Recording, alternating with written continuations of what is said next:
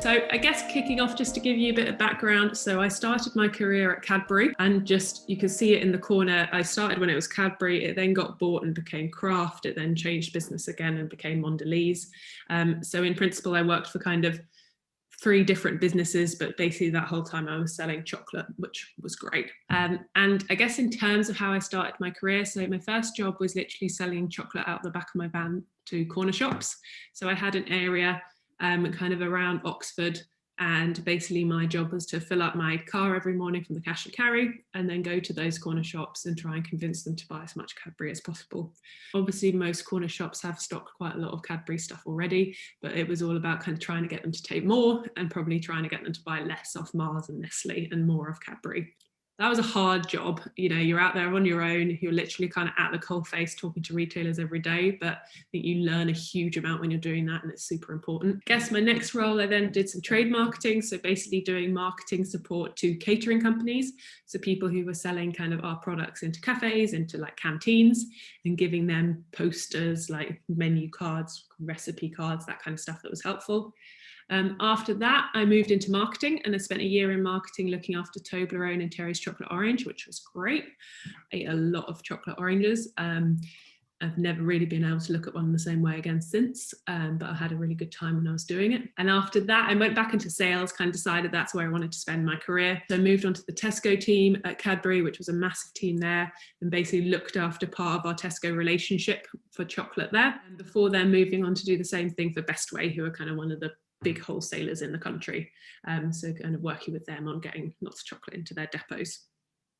After that, I got approached by Camden. So I moved to Camden in 2016 to head up their off-trade. I'll explain lingo behind some of this shortly, which basically meant at the time that I joined Camden, they hadn't got any products in any of the supermarkets. So basically I came in and kind of had the chance to bring on all of those bits of business, which was awesome. And then in last summer, got promoted to be sales director. So I guess taking on off trade, so all the supermarket stuff, but also bringing the on trade into it as well, which was basically all the pubs and bars. So I guess that's a bit about me. The thing I would say at this point is there are a lot of words that I guess in supermarkets, especially and stuff, that I'm probably just going to use without even thinking about it. Whenever I can think of it, I will try and define what I mean. If you're not sure what I mean, just shout and ask a question, and maybe I think I'm going to be able to see it, but if not, maybe Keel can give me a shout as well and I can explain myself. Yeah, I'm here to help with that.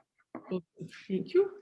And I'll try and do it as the end as well. I can always like add on almost a bit of the dictionary, but again, like all this stuff you don't need to know, it just helps. But otherwise you can, you know, it's totally fair always to ask someone these questions. Like if you don't work in this area, why would you know what the words mean? But I guess some really top line, just kind of definitions initially. So I talked about off trade and on trade. These are used mostly if you're kind of in the drinks industry or working with like pubs and restaurants. And essentially, really simply, anything off trade is anything you consume off the premises. So basically anything you buy and then you take home. So a supermarket is off trade. On trade is anything you buy and then you consume on the premises. So a pub, a restaurant, a cafe, all of those things are kind of on trade places. And then within the off trade, I guess the 2 big definitions you're probably going to hear mostly are grocery and convenience. So grocery is essentially what you'd think of as like traditional supermarkets. So it's big stores, you know, with big car parks, a big Tesco where you're going to do your weekly shop. Convenience is small stores. So that'll be your independent corner shop where you go to buy a pint of milk when you run out.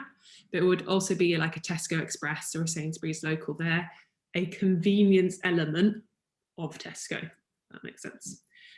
People sometimes talk about impulse when they talk about convenience, I guess referencing the fact that it's often an impulse purchase. You haven't planned it, you've just nipped in, you've grabbed something and then you've headed out again. But grocery and convenience would get you most of the way.